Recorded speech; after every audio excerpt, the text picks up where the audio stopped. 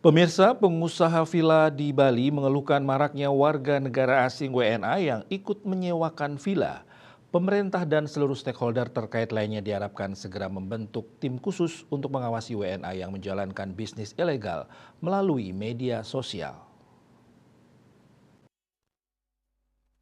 Situasi ini menjadi salah satu faktor yang melatar belakangi berdirinya Bali Villa Rental and Management Association (BVRMA). Asosiasi ini menjadi wadah pengusaha villa untuk bisa menyuarakan aspirasi tentang dunia pervilaan di Bali. Menurut Kade Adnyana selaku pendiri BVRMA, saat ini terjadi kebocoran yang diakibatkan dari lemahnya pengawasan dari pemerintah. Dikatakan media sosial yang menjadi awal mula WNA menjalankan bisnis ilegal villa rental tidak mendapatkan pengawasan yang ketat dari pemerintah.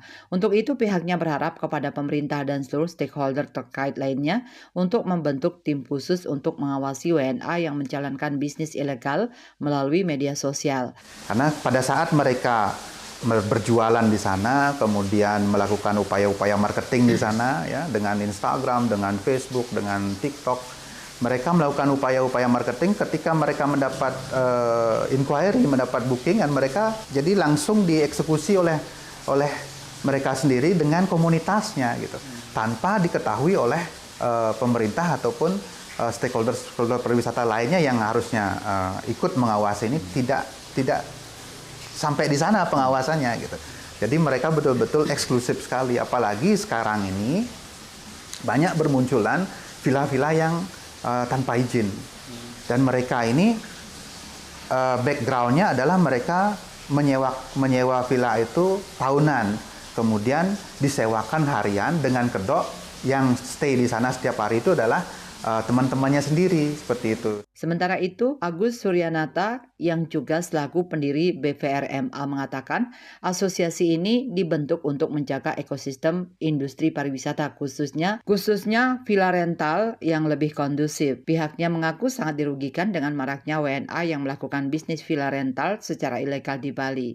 Dari sisi tamu, pasti mereka akan merasa nyaman ketika semisal mereka booking villa A, mereka sudah jelas pasti akan mendapatkan villa tersebut.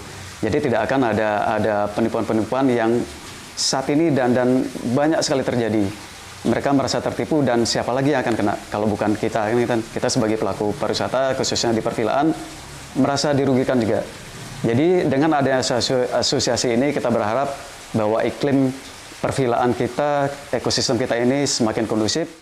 Selain itu, Kade Adnyano juga mengajak pengusaha villa untuk bergabung bersama BVRMA sehingga dapat bergerak bersama dalam membangun ekosistem usaha villa yang kondusif. Pihaknya juga mengimbau para WNA maupun WNI yang belum memiliki legalitas agar melengkapi izin sesuai regulasi yang berlaku. Andika, Bali TV.